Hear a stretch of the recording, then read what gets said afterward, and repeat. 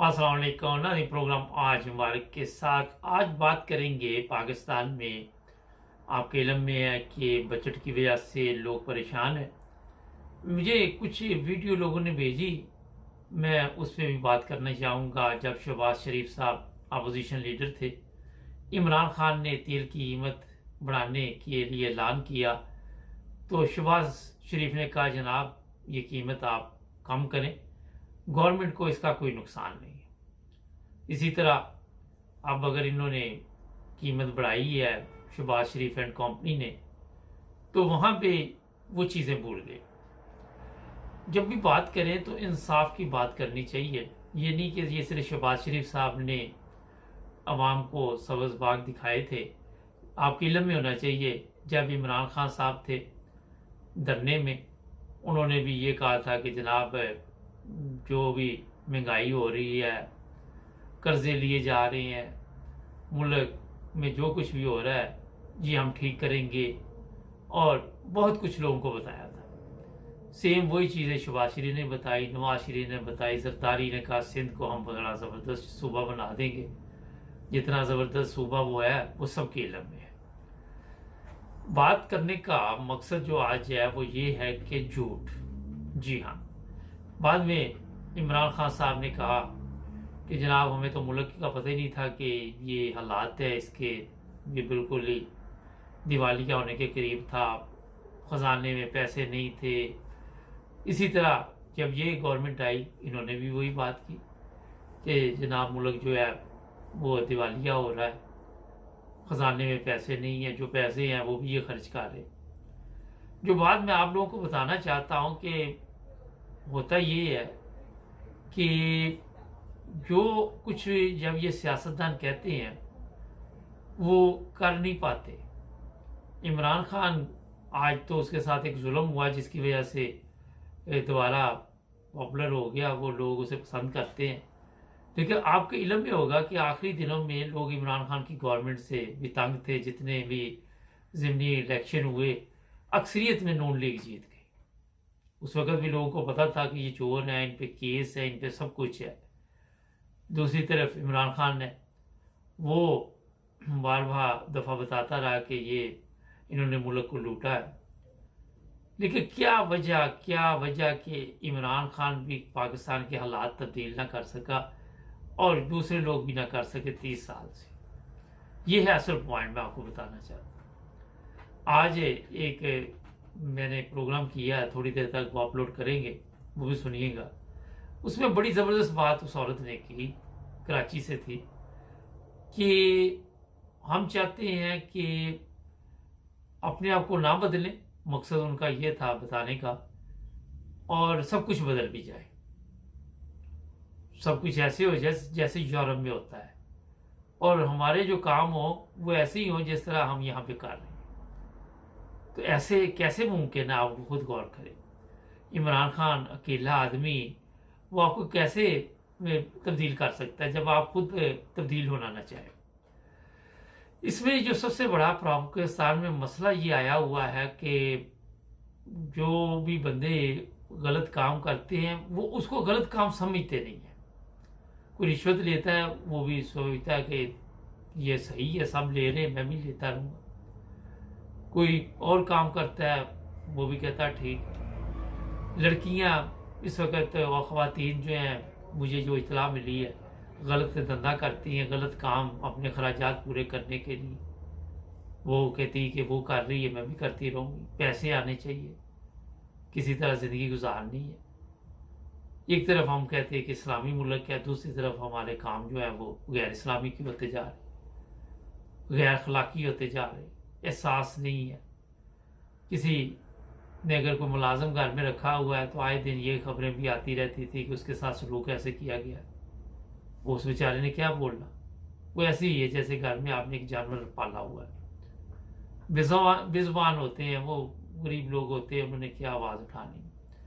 जो अमीर लोग हैं वो अपनी ज़िंदगी में इतने मस्त हैं कि उन्हें कोई सांस नहीं है कि गवर्नमेंट में कोई भी आ जाता है वो कहते हैं हमारा सिलसिला चल रहा है तो चलने दें। ये पाकिस्तान में जो मजमूई तौर पर अगर आप गौर करें तो अक्सर यही देखा जा रहा है।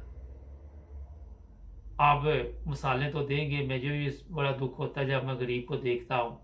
वो तो जरदारी भी कहता था मुझे गरीब को देखकर बड़ा दुख होता है। लेकिन गरीब बनाए किसने यहाँ पे, ये सोचने वाली बात है। गुर्बत आई कहाँ से, क्या वजह के हमारी इमाम गुर्बत से नहीं निकल सकी। सबसे बड़ी वजह यही है कि जब वहाँ पे हकूक जिस पर डाका डाला जाता है, वो गरीब के हकूक पे डाका डाला जाता है।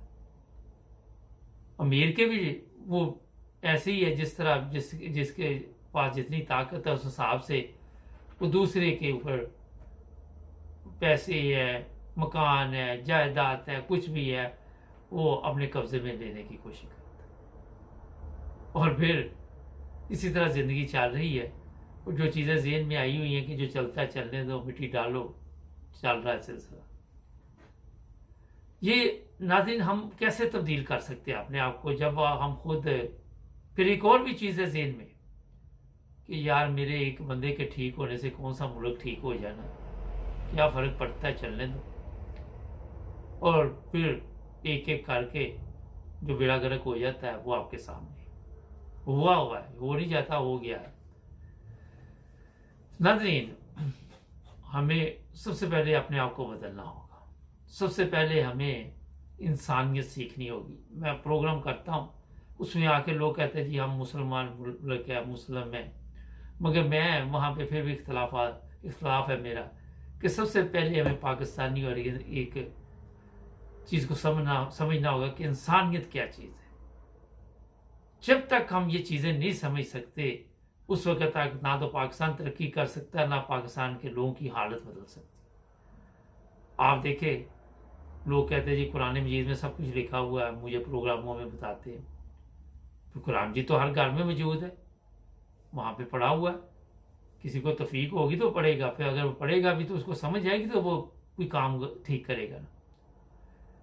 हर घर में कुरान मजीद मौजूद होने के बावजूद अपनी हालत हम नहीं बदल सके। और वहाँ भी इंसानियत का दर्स दिया गया कुरान मजीद में, वहाँ भी हकूकुल अबाद का बताया गया है, हकूकुल्लाह का भी बताया गया।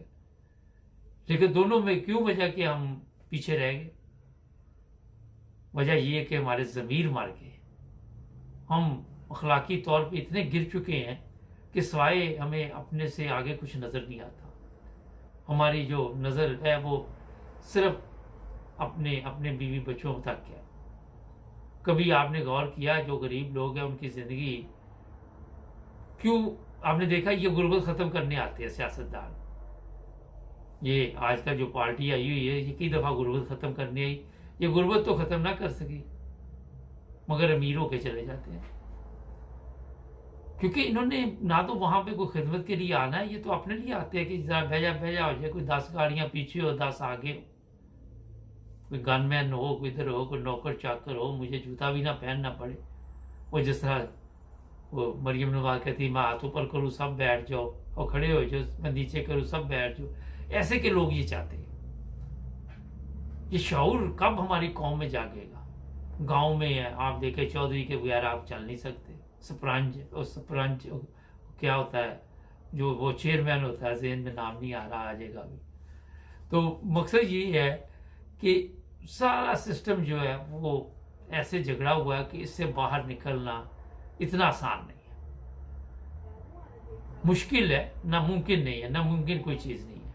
ये मैं आपको बता दूं, मेरी ज़िंदगी का तजर्बा है कि नामुमकिन लफ्ज़ जो है वो नहीं होना चाहिए।